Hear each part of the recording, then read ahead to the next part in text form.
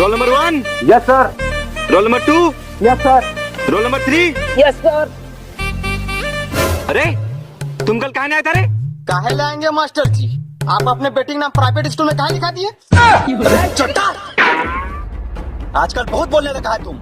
रुको भी तुमको हम बताते हैं। कल जो मैंने होमवर्क दिया था वो तुम सब दिखाओ।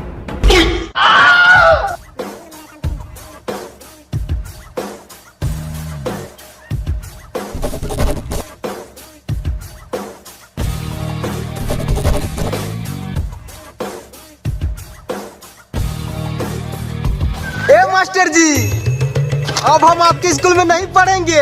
इस स्कूल से मेरा नाम काट दीजिए। काहे ले रे? काहे कि हम बहुत अमीर हो गए हैं। ये देखिए, आपका पूरा प्रॉपर्टी में आपका साइन करवा लिए हैं। अब जा रहे हैं प्राइवेट स्कूल आपके बेटी के साथ पढ़ने। अरे मेरा प्रॉपर्टी